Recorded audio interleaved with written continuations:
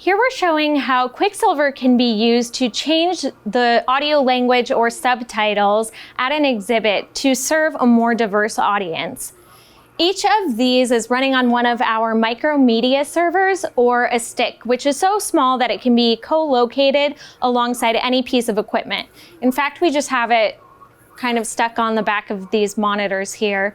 Obviously, it's very discreet, easy to hide in set work, and since it communicates wirelessly with our Tea Party show controller, that means reduced infrastructure because now we don't have to run cabling to every individual exhibit. This is a great option for keeping simpler graphics like modern audiences are drawn to these days. And normally if you wanted to try and accommodate 4 or 5 different languages, you would have the graphic here and then you would have a long list of translations streaming down from it. We're also able to cover many more languages with this system. The micromedia server can hold up to 100 different languages if we wanted to. There are a couple of different ways that we can activate the change between subtitles or audio languages. And the first is a more simple approach, and that's using QR codes.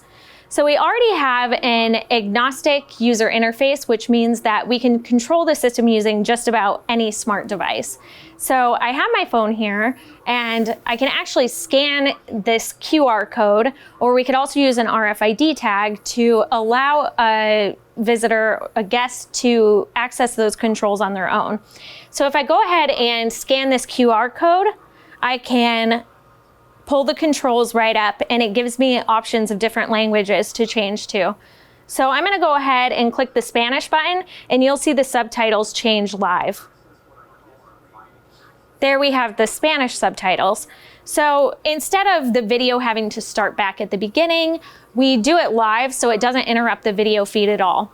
However, if you did want a user to be able to change the language and have the video start back over at the beginning, you could do that too. We just have it programmed to stay live to show that that is possible with this system. I'll set that back to English and I'll show you the same thing with the audio language. So if I go ahead and scan this QR code, again, the controls pull right up on my smart device and I can change this to Spanish. Again, it's going to change live.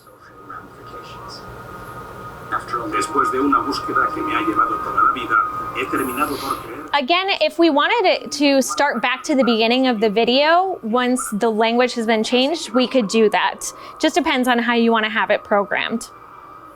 We can also use this QR code implementation to accommodate different ADA needs. So if I scan a QR code, pull up the controls over here, we have different volume settings that I can choose for this monitor. So right now it's about a medium volume. I could turn it down if for some reason I wanted to do that.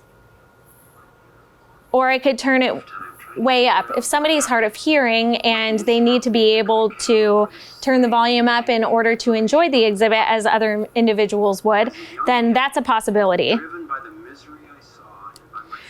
So we call this BYOD, bring your own device, and that allows sort of a touchless alternative to many different types of exhibits in museums. But a more seamless way for us to deliver a touchless experience is with our patented facial recognition-based media delivery. What that means is we can have a person register into our facial recognition system. They could do that at a kiosk using a smart device, or we could even have them register in advance online, maybe when they purchase their tickets to an experience. They'd be able to put in a photo. They could also list their different preferences, their ADA needs that might help enhance the experience. They could also list their preferred language, and we could even have them indicate what version of the content they might like. If we had a children's version of the content, and then we had an adult version of the content, and maybe we even have a version of the content that's geared towards professionals or scholars who want more information on a topic. Any of that would be possible to log those preferences in, and then once a person arrives to the exhibit, the system would recognize them it would refer back to their preferences, and within a second, it would be able to deliver personalized content to that individual. So I'm going to demonstrate how we can recognize some individuals with our facial recognition system. And I do have still photos here that I'm using, but these are representative of how the system would react to a live individual in the space as well. So I'm going to start here with this Dutch actor, Rutger Hauer. If I have him walk up to an exhibit, we're going to get Dutch subtitles for him. And again, this has changed live, but we could also have it reset to the beginning of the video if we wanted to do that as well. We have this Persian woman, and we're actually going to get some Arabic subtitles for her.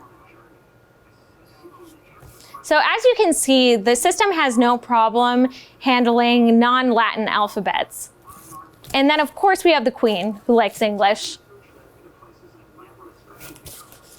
So let me demonstrate the same thing over here with the audio language. And I'm going to go back to Rutger Hauer. Now I actually have two different photos of him here. You can see he's two different ages in this. We actually put together several different photos of him at all different ages, and that's because we wanted to test the way that the system would react to somebody as their face changed over time. As it turns out, the cardinal points on a person's face don't change that much as they age, so the system is able to still recognize their facial vectors to identify the individual. We only have one reference photo for him in the system, but regardless of what photo we have approached the exhibit, the system is still able to recognize him. So I'll use this older photo of him since I used the other one before.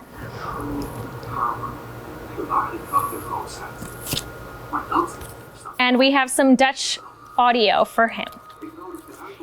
And now I'll bring Che Guevara over here for some Spanish.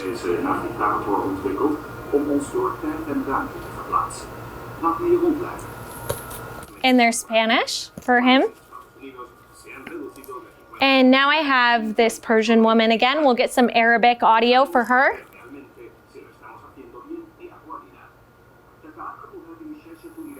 And there's the Arabic. And then of course we have the Queen again, who likes English.